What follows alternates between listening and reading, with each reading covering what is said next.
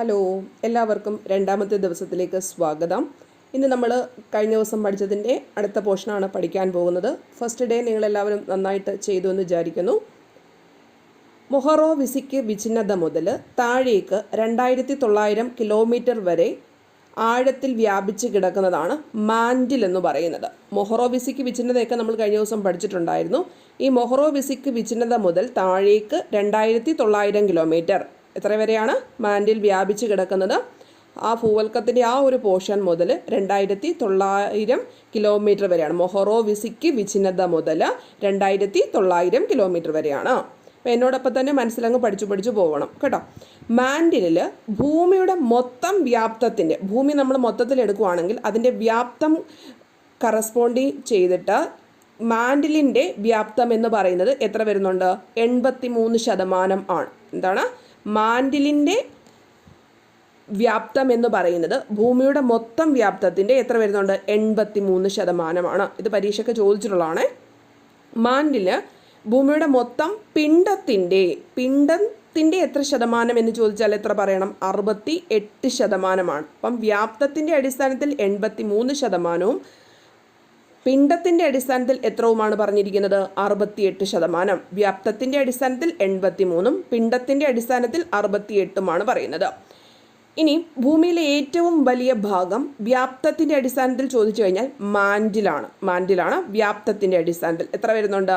83% ഭൂമിയുടെ വ്യാപ്തവുമായിട്ട് കമ്പയർ ചെയ്ത് നോക്കുമ്പോൾ വരുന്നുണ്ട്. ഭൂമിയുടെ പിണ്ടവുമായിട്ട് നോക്കുമ്പോൾ 68%മാണ് മാൻഡിലിൻ്റെ കാര്യങ്ങളെന്ന് പറയുന്നത്.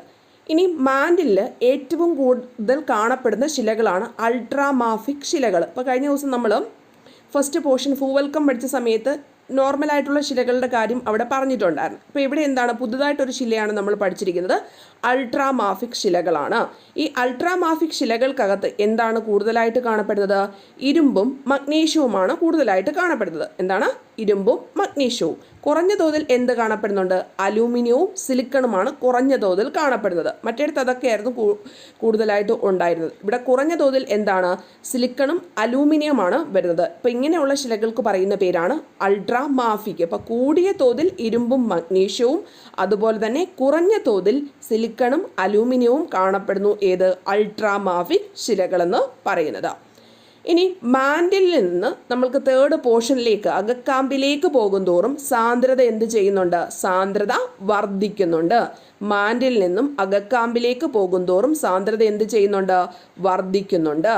മാൻഡിലും അകക്കാമ്പും വേർതിരിക്കുന്ന ഭാഗം, അതായത് രണ്ടാമത്തെ പോർഷനും മൂന്നാമത്തെ പോർഷനും തമ്മിൽ വേർതിരിക്കുന്ന ഭാഗമാണ് ഗുട്ടൻബർഗ് വിച്ഛിന്നത എന്ന് പറഞ്ഞിരിക്കുന്നത്. ഭൂവൽക്കം, മാൻഡിൽ, അകക്കാമ്പ് അങ്ങനെ പറയുന്ന സമയത്ത് രണ്ടാമത്തെയും മൂന്നാമത്തെയും, അതായത് മാൻഡിലും അകക്കാമ്പും വേർതിരിക്കുന്ന ഭാഗമാണ് ഗുട്ടൻബർഗ് വിച്ഛിന്നത അല്ലെങ്കിൽ ഗുട്ടൻബർഗ് വിച്ചാർട്ട് ഡിസ്കണ്ടിന്യൂറ്റി. വിച്ചാർട്ട് എന്നൊരു പോർഷനോടുണ്ട് കേട്ടോ.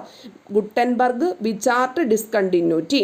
ഇനിയും സീസ്മിക് തരംഗങ്ങളുടെ ചലനത്തിൻ്റെ വേഗത വർദ്ധിക്കുന്നു. നല്ല ഫാസ്റ്റായിട്ട് ഇവിടെ പോകാൻ പറ്റുന്നുണ്ട്. എവിടെ? മാൻഡിലിൽ. ഓക്കെ, മാൻഡിലിൽ സീസ്മിക് തരംഗങ്ങളുടെ ചലനത്തിൻ്റെ വേഗത വർദ്ധിക്കുന്ന മേഖലയാണ് മാൻഡിൽ എന്ന് പറയുന്നത്. അകക്കാമ്പിൻ്റെ ആരം എന്ന് പറയുന്നത് എത്രയാണ്? ഇനി നമ്മൾ അടുത്തതായിട്ട് അകക്കാമ്പിലേക്കാണ് പോകുന്നത്. ഇതുവരെ മാൻഡിൽ വരെയുള്ള കാര്യങ്ങളാണ് പഠിച്ചിരുന്നത്. അപ്പോൾ അകക്കാമ്പിൻ്റെ ആരം എന്ന് പറയുന്നത് 3500 കിലോമീറ്റർ ആണ്. അകക്കാമ്പിൻ്റെ ആരം എത്രയാണ്? 3500 കിലോമീറ്റർ ആണ്. ഭൂമിയുടെ ആകെ വ്യാപ്തത്തിൻ്റെ എത്ര ശതമാനമാണ് അകക്കാമ്പ് എന്ന് ചോദിച്ചു കഴിഞ്ഞാൽ, അകക്കാമ്പ് എന്ന് പറഞ്ഞു കഴിഞ്ഞാൽ 17%. പിണ്ടത്തിൻ്റെ ചോദിച്ചു കഴിഞ്ഞാൽ 34%. മുമ്പേ പറഞ്ഞ കാര്യം എന്തായിരുന്നു? നമ്മൾ 68 മാൻഡിൽ ഭൂമിയുടെ പിണ്ടത്തിൻ്റെതും, വ്യാപ്തം ചോദിക്കുന്ന സമയത്ത് മാൻഡിൽ എത്ര വരുന്നുണ്ട്? 83. അതിൻ്റെ കേസിനകത്ത് ഇവിടെ ഭൂമിയുടെ അകക്കാമ്പ് എടുക്കുന്ന സമയത്ത് എത്ര ശതമാനം വരുന്നുണ്ട്? 17% വരുന്നുണ്ട്. ഇനി പിണ്ടത്തിൻ്റെ എത്ര ശതമാനം വരുന്നുണ്ട്? അകക്കാമ്പ് എന്ന് പറയുന്നത് ഭൂമിയുടെ പിണ്ടത്തിൻ്റെ 34%.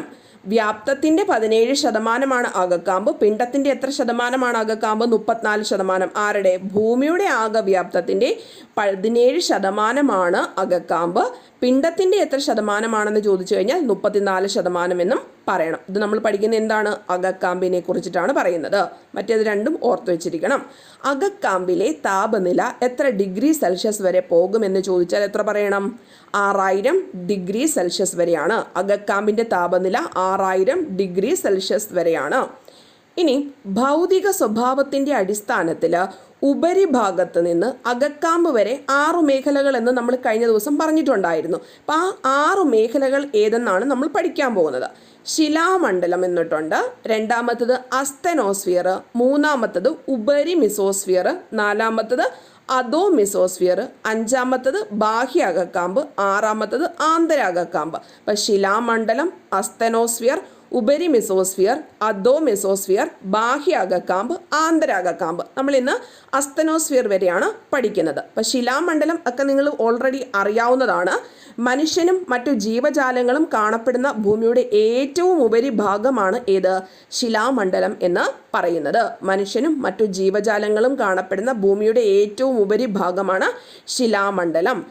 മാൻഡിലിൻ്റെ ഉപരിഭാഗവും, മാൻഡിൽ ഇപ്പോൾ ജസ്റ്റ് ഇമാജിൻ ചെയ്യുക, രണ്ടാമത്തെ പോർഷൻ്റെ ആ ഏറ്റവും ടോപ്പ് വശവും ഭൂവൽക്കവും കൂടെ ചേർന്ന ഭാഗമാണ് ഏത്? ശിലാമണ്ഡലം എന്ന് പറഞ്ഞിരിക്കുന്നത്. മാൻഡിലിൻ്റെ ഉപരിഭാഗവും ഭൂവൽക്കവും കൂടി ചേർന്ന ഭാഗമാണ് ശിലാമണ്ഡലം. ശിലാമണ്ഡലത്തിൻ്റെ തൊട്ട് താഴെയായിട്ടാണ് ആര് കാണപ്പെടുന്നത്? അസ്തനോസ്ഫിയർ. അത്രയേ ഉള്ളൂ നമ്മൾക്ക് ശിലാമണ്ഡലം പ്രത്യേകിച്ച് ഓർത്ത് വെച്ചേക്കേണ്ട കാര്യം എന്ന് പറഞ്ഞത്. പിന്നെ ശിലാമണ്ഡലം ഖരാവസ്ഥയിൽ കാണപ്പെടുമ്പോൾ അസ്തനോസ്ഫിയർ എന്ന് പറഞ്ഞിരിക്കുന്നത് ഏതവസ്ഥയിൽ കാണപ്പെടുന്നുണ്ട്? അർദ്ധദ്രവാവസ്ഥയിലാണ് കാണപ്പെടുന്നത്. ഇനി ബാഹ്യ സമ്മർദ്ദത്തിന് വിധേയമാകുമ്പോൾ രൂപമാറ്റം സംഭവിക്കുന്നതാണ് ഏത്? അസ്തനോസ്ഫിയർ എന്ന് പറഞ്ഞിരിക്കുന്നത്. അപ്പോൾ ബാഹ്യമായിട്ടുള്ള സമ്മർദ്ദങ്ങൾ വരുമ്പോൾ രൂപമാറ്റം എവിടെ ഉണ്ടാവുന്നുണ്ട്? അസ്തനോസ്ഫിയറിന് ഉണ്ടാവുന്നുണ്ട്. അസ്തനോസ്ഫിയറിൻ്റെ ശിലാമണ്ഡലത്തിൻ്റെയും രാസഘടന രണ്ടിൻ്റെയും കെമിക്കലായിട്ടുള്ള സ്ട്രക്ചർ എന്ന് പറഞ്ഞിരിക്കുന്നത് ഏകദേശം ഒരുപോലെ തന്നെയാണ്. അതായത് അസ്തനോസ്ഫിയറും ശിലാമണ്ഡലത്തിൻ്റെയും രാസഘടന ഒരുപോലെയാണോ എന്ന് ചോദിച്ചാൽ ഒരുപോലെയാണെന്ന് പറയണം. ഇനി മാഗ്മ എന്നൊക്കെ പറഞ്ഞിരിക്കുന്നതിൻ്റെ ഉറവിടം ഈ അസ്തനോസ്ഫിയറിലാണ്. ഈ അസ്തനോസ്ഫിയർ കുറച്ചുകൂടെ മൃദുവായിട്ട് കാണപ്പെടുന്നുണ്ട്. ശിലാമണ്ഡലം ഖരാവസ്ഥയിലാണെന്ന് പറഞ്ഞു, ഇതൊരു അർദ്ധദ്രവാവസ്ഥയിലാണെന്ന് പറഞ്ഞിട്ടുണ്ട്. പക്ഷേ ഇത് കുറച്ചുകൂടെ നൈസാണ് അസ്തനോസ്ഫിയർ. എന്താണെന്ന് ചോദിച്ചു കഴിഞ്ഞാൽ ഇവിടുത്തെ ഊഷ്മാവ് ശിലകളുടെ ദ്രവണാംഗത്തിനോട് അടുത്തായതുകൊണ്ടാണ് എന്തെന്ന് പറഞ്ഞിരിക്കുന്നത്, ഇത് കൂടുതൽ മൃദുവായിട്ട് കാണപ്പെടാൻ കാരണം. അതായത് ഇതിന് ദൃഢമായിട്ടിരിക്കാൻ പറ്റുന്നില്ല. എപ്പോഴും ഇവിടുത്തെ ഊഷ്മാവ് എന്ന് പറഞ്ഞിരിക്കുന്നത് ശിലകളുടെ എന്തിനോട് അടുത്താണ്?